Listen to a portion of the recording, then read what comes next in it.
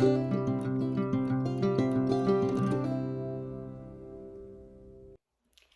guys, this is Cece. I just came to make a video again regarding my labor and delivery story with my first child. I had seen a video earlier today with Colleen Ballinger and her experience being a NICU mom and just going through labor, a traumatic experience overall, because being a NICU parent can be traumatic. So I just wanted to go ahead and make a video, and maybe this can reach her and that way she can see it and help her through her situation. Because I know a lot of videos that I had seen help me, and maybe some other moms as well. So without further ado, I'll go ahead and get started. I had made a video previously explaining my pregnancy journey up to the point where I went to the hospital. So I guess I'll kind of backtrack. I had a few contractions, and actually signs of preterm labor that I could potentially go into preterm labor within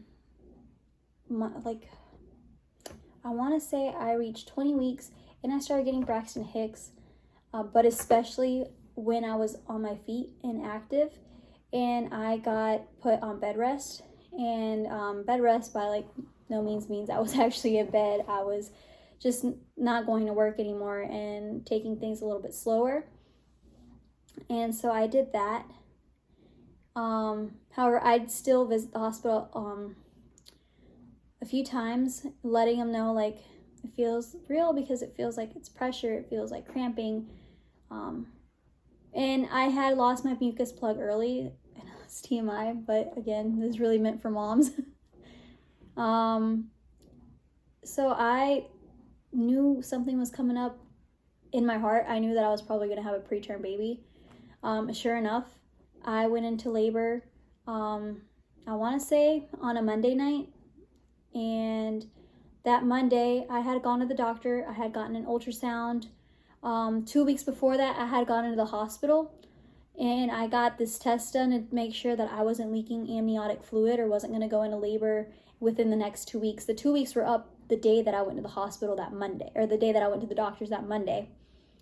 So it was time for them to redo the test, and the lady dismissed me, the doctor, whomever was, dismissed me and said, "Oh no, we'll do that next week." Okay, fine. Thankfully, my baby was face down, facing my back, head down, in the ultrasound. So that looked good in case I did end up going to labor. She was in position.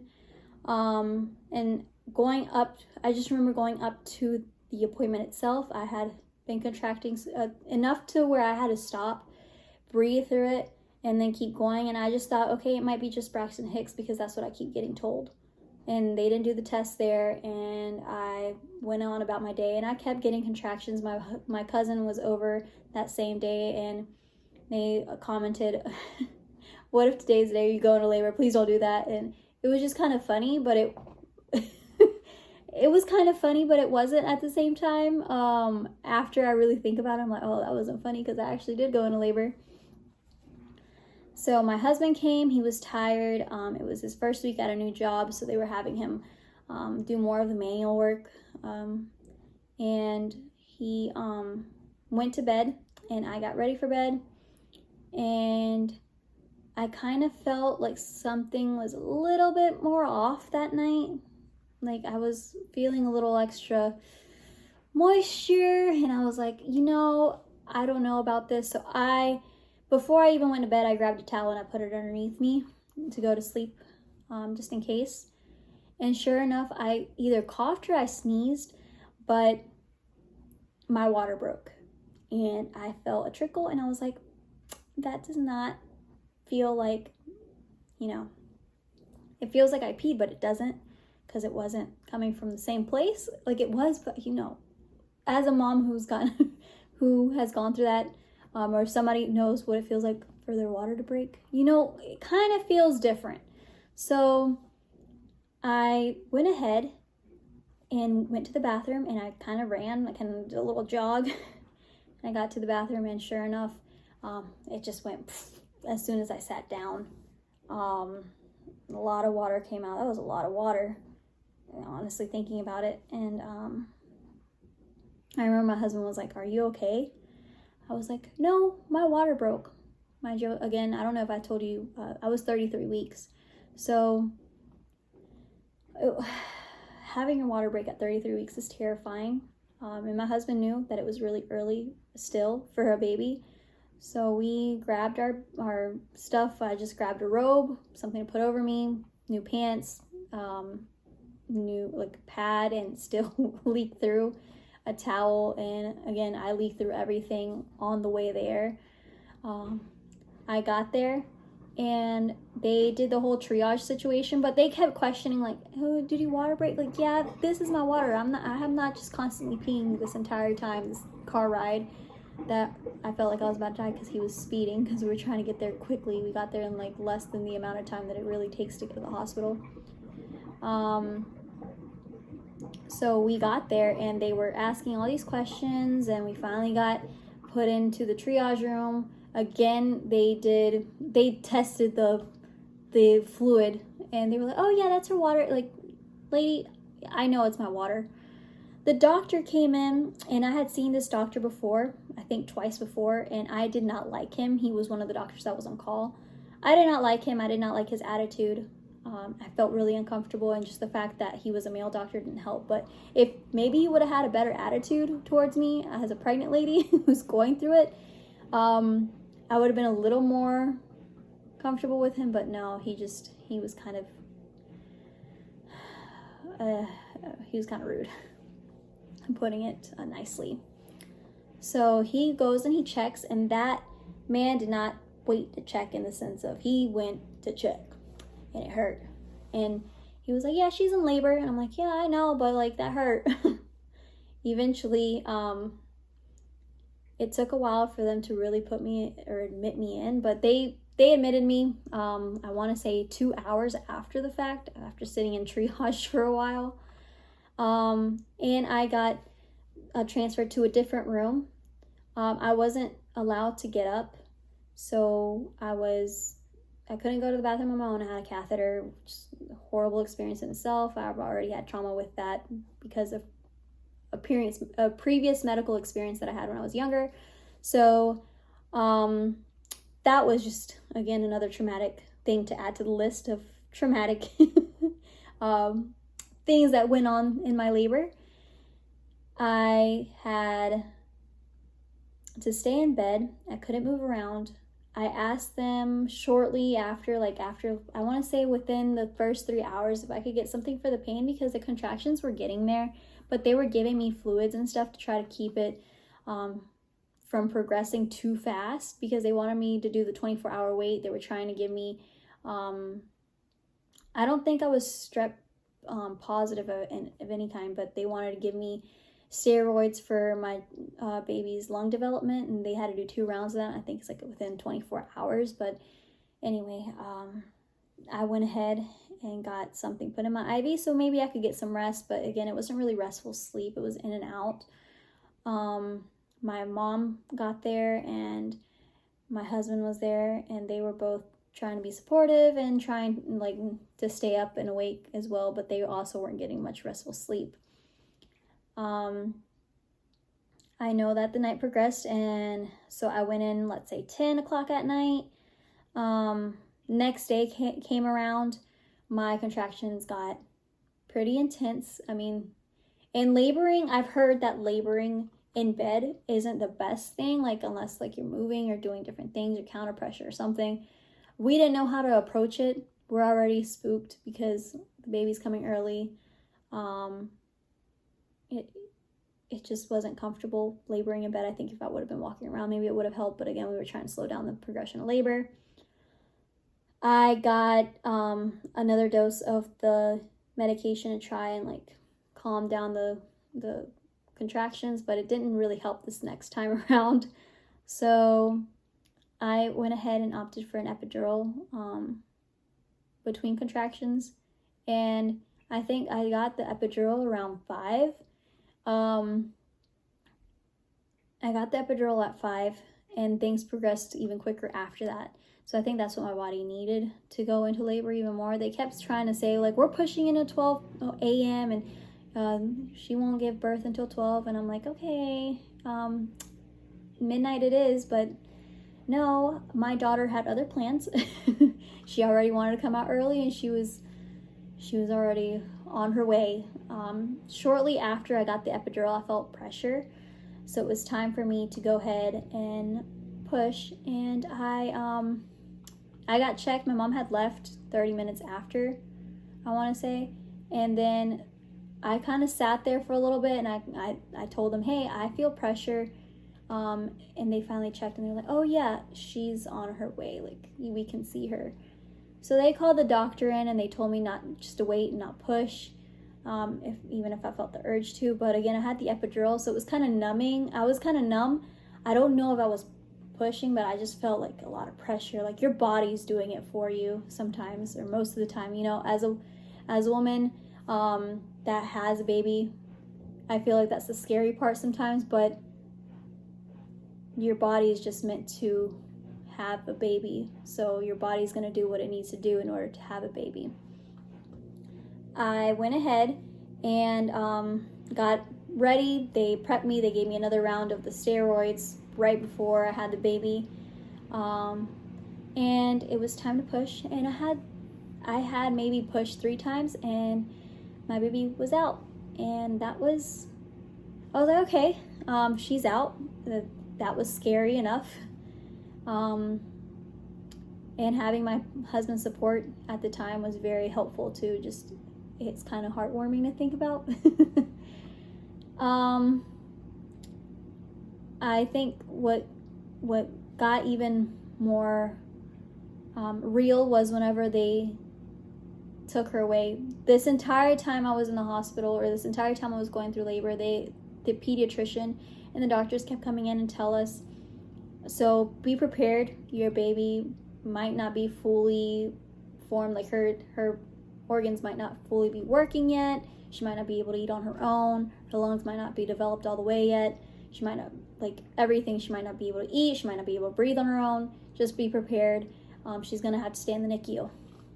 And this whole time they kept saying that my husband was dealing with it, I was just contracting and trying to go through labor, and that was scary. But then it got real once they just, I had her, I pushed her out. They didn't even really show her to me, maybe for 2 seconds, and they whisked her away.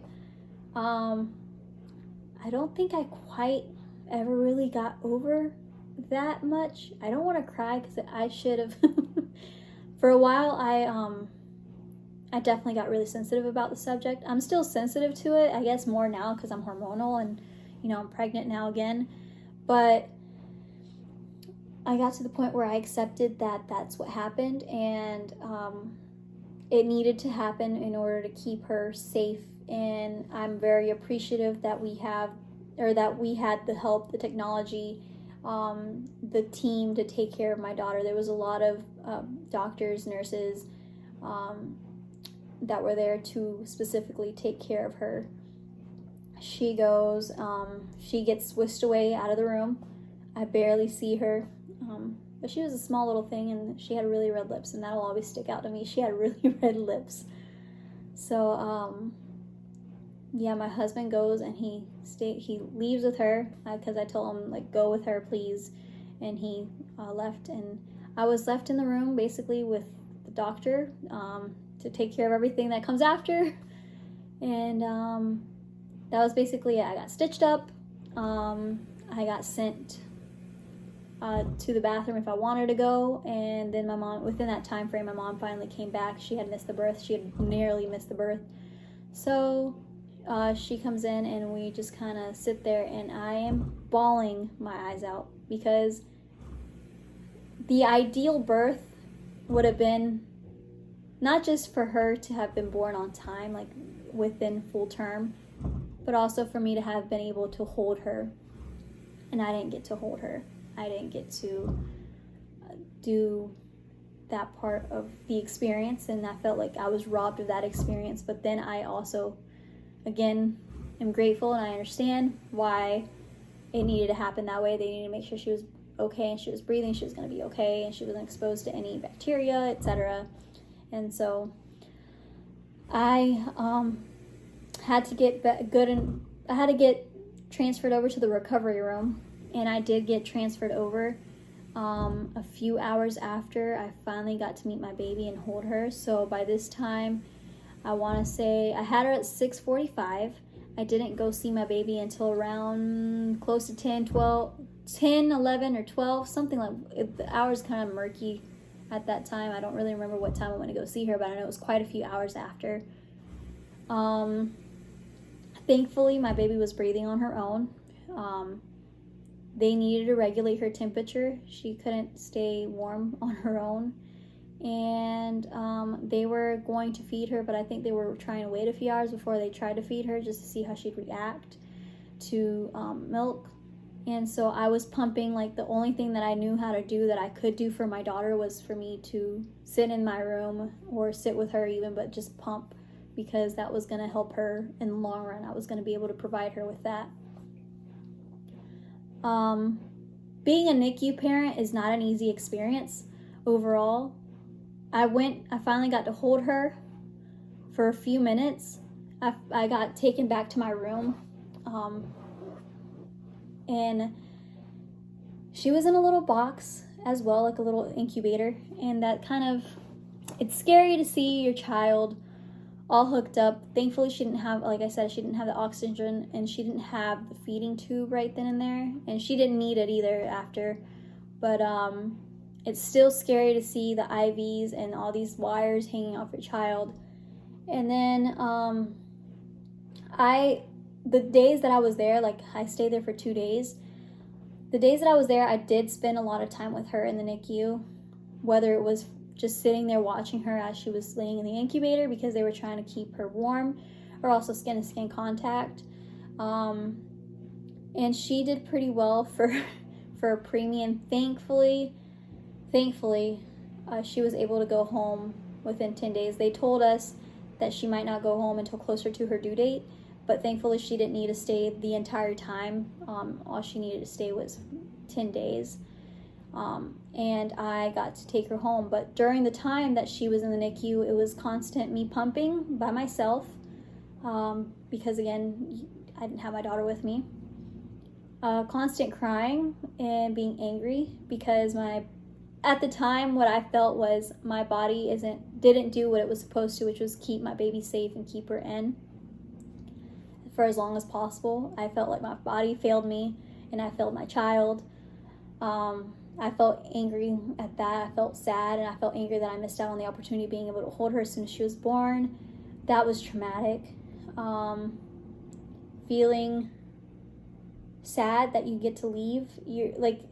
Feeling sad that you will be in the same building as your child, but you can't hold them the entire time unless you're there, and just trying to recover as well, because birth isn't easy. Sometimes you need stitches. Sometimes you're a C-section mom, and I was in vaginal birth, and it was painful sitting in those chairs, or in the wheelchair sometimes, just trying to hold my baby. But it was just upsetting and sad and not fun. And overall, my husband tried to keep it together for the both of us, but I can see how that could be traumatizing and scary for dads as well. And we went home after those 2 days, and I kept coming back to see her early in the morning, so I'd get to the NICU from 7 or 8 a.m., sometimes 6. I think the first day we went there at 6. And then towards the end of the night was maybe like 2 a.m. the latest. And my husband, my poor husband, he was working, and he would still make it a way for us to go back and stay late. So I ended up going from 6 a.m. I would leave around 2, because that was the time my aunt got out of work and she was able to take me home. So I could just go home. So I could just go home and have some time to myself, have something to eat, and then go back when my husband got out around 4. And then we'd stay there until 2 a.m. And we weren't able to stay overnight with her. NICU rules were that you could stay from whatever time that you came in, but you had to leave for 1 hour to do your stuff, to either go shower or whatever, but you need to leave the premises for 1 hour. And so we just tried our best to be there for our baby. It was sad going home without her. The day we finally got to take her home was the day that I had a sigh of relief because I could finally breastfeed her and pump and just build that connection with her, because even though you have that bond with your baby, it's still a person, to me at least, it's still somebody that I had to meet and like hold and just bond with.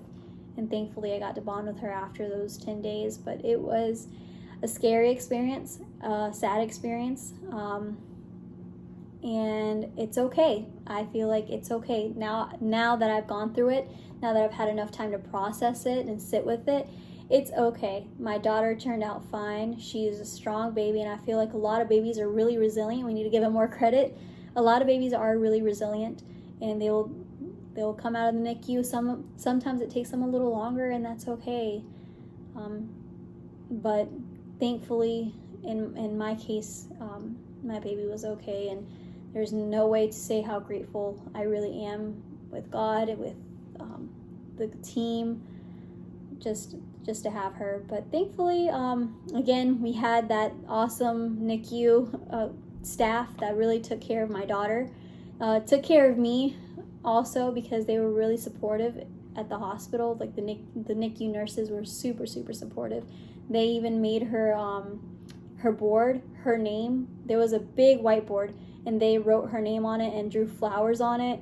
And it was just so cute to see that they cared enough to do that for her after after they had seen me bawling because I had seen her getting poked with the needle. My kid kept trying to take the wires and everything else off. Like, she would kick off the what is that called, the IV. She would kick it off.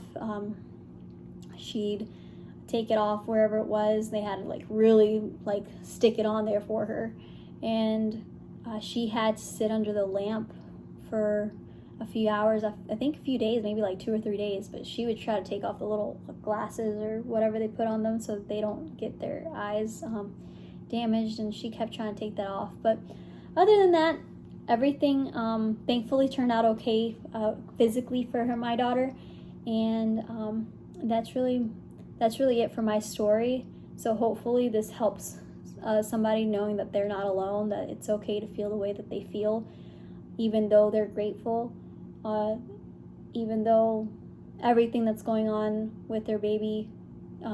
It's okay to feel how you feel.